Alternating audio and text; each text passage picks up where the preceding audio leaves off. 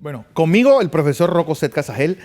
Elecciones este domingo, segunda vuelta en Guatemala y primera vuelta en la Argentina, donde parece que el kirchnerismo pues se mantendrá en el poder durante casi todo esto que llevamos de este siglo. Profesor Setka. Sí, gracias, muchas gracias, Fernando. Muy buenos días. Empecemos primero por Argentina. No porque sea más importante, sino porque la has tocado y le has dado mayor énfasis. En agosto, cuando se celebraron las primarias interpartidarias, se reflejó una clara predisposición del pueblo argentino a votar por el kirchnerismo, por el justicialismo y los partidos que acompañan a este frente, que está en el poder 12 años, ¿no? Sí. Desde el 2003, y que posiblemente esté por los próximos 5 años más. Daniel Scioli lo veo muy fuerte, habida cuenta que en las encuestas podría estar ya arribando muy cerca del 40%. Así que no es necesaria una segunda vuelta. No, sería necesaria si no logra, si no logra el 40%, si logra el 40%, pero no el 45%, y su próximo o el inmediato que le sigue en votación tiene 10% menos que él. Es decir, si Massa o Macri llegan a tener 30% y él 40% o más, no es necesario. Entonces no es necesaria la segunda vuelta. Si él llega a 45%, no es necesaria la segunda vuelta, aunque el otro llegue a 43 o a 42, ¿verdad? Todo indica que de haber una segunda vuelta, la derecha se uniría. Macri más el frente empresarial se uniría y sería mucho más difícil que le resultó a los Kirchner 2 veces y a la propia señora Kirchner ganar y reelegirse, y la última vez que se reeligió con un 55% de los votos, 11 millones de votos. Esta vez se calcula que pueden votar de los 32 millones de votantes inscritos, unos 22 o 23, serían unos 2 millones más que la última vez. Habida cuenta que esta vez también votan todos los adolescentes de 16 y 17 años, obligatoriamente en las elecciones legislativas anteriores votaron voluntariamente y el 80% acudió a votar, lo que me parece pues como cifra extraordinaria, pero me parece una perfecta atorrancia que menores de 16 y 17 años estén votando, ¿no? Pero bueno, esas son las cosas de la política y esa es la democracia. Pero en una hipotética segunda vuelta, Massa no tiene más en común con Scioli, viniendo los dos del kirchnerismo.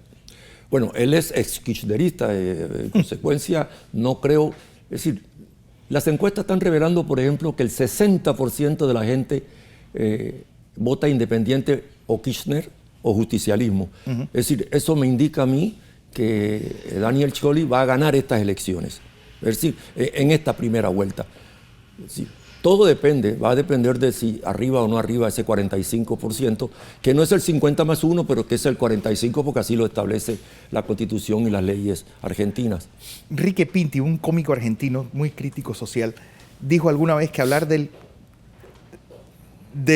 justicialismo de izquierda es como hablar del hielo caliente. Es decir, que el peronismo es un movimiento de derecha pura y dura. ¿Cómo quedó esto atomizado y ocupando todo el espectro político argentino?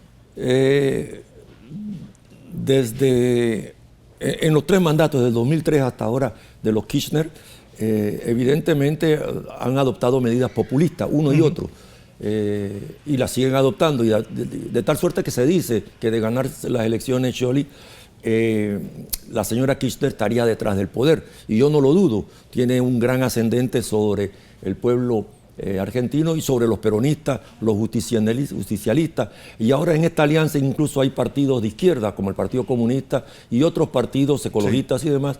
Es una alianza medio tutti frutti, ¿verdad? Para decirlo de alguna manera, pero es la que llevó a la señora en el 2011 a la presidencia, y con 11 millones de votos, que es el número en términos absolutos más grande en la historia. Claro, cuando Perón ganó con 60%, incluso Irigoyen ganó con 60%, pero ella ganó con 54.5%, que es una cifra enorme y que no necesitó evidentemente de segunda vuelta. Bueno, si hay un si hay un país complicado en América Central políticamente hablando es Guatemala. Sí.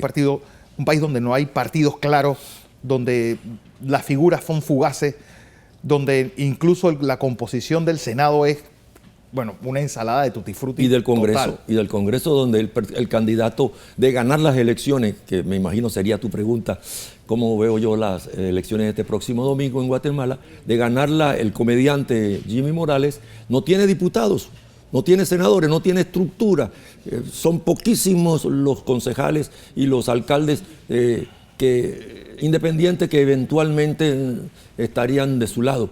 No tiene una estructura, ¿verdad? Ahora, ¿qué veo en Guatemala? En Guatemala yo creo que no hay hoja de vuelta. Ahí gana Jimmy Morales.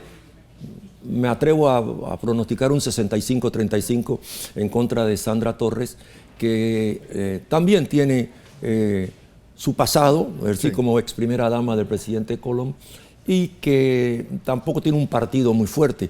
Si el partido líder, el partido de Valdizón, que debió ganar las elecciones, por las encuestas así lo revelaban, y que perdió la segunda posición para ir a la segunda vuelta con la señora Torres, por apenas un cuarto de punto, o sea, 19,74 a 19,46%.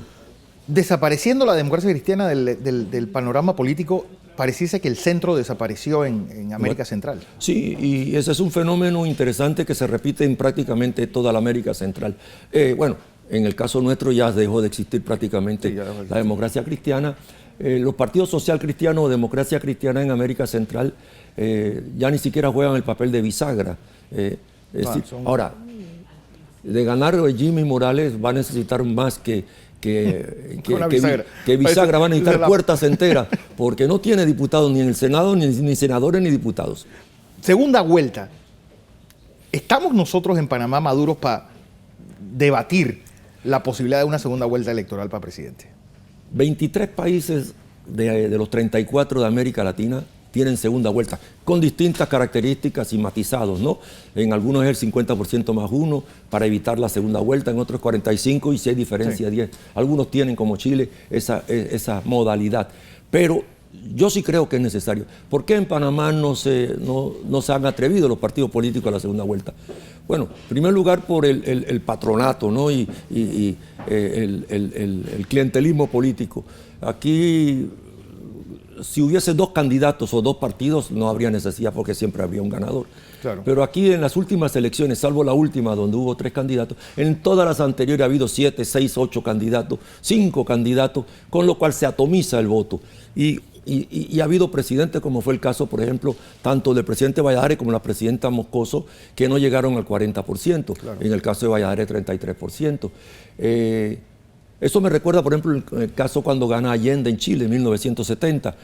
Contra 27%. Saca el 32, 31 y 30 y el resto pues quedó votos nulos y demás. Pero en la segunda vuelta se abstiene la gente de Alessandri y gana Allende, ¿verdad? Porque ya votan 2 y tiene que haber la mitad más 1 porque nada más hay 2. Porque Alessandri y deja en libertad a la derecha de votar por quien quiera, que se abstuvo de ir. También. Hay otro fenómeno, quizás eso es lo que más indica en Panamá. A la segunda vuelta en casi todos los países hay una abstención masiva. Es decir, la gente se aburre de votar 2 veces seguidas. Claro, antes en algunos países la segunda vuelta es casi que de inmediato, 2 semanas después. En otros países es 2, 3 meses después, con lo cual la gente se recupera. Pero votar 2 domingos o tras 2 domingos seguidos, la gente se aburre y no va a votar.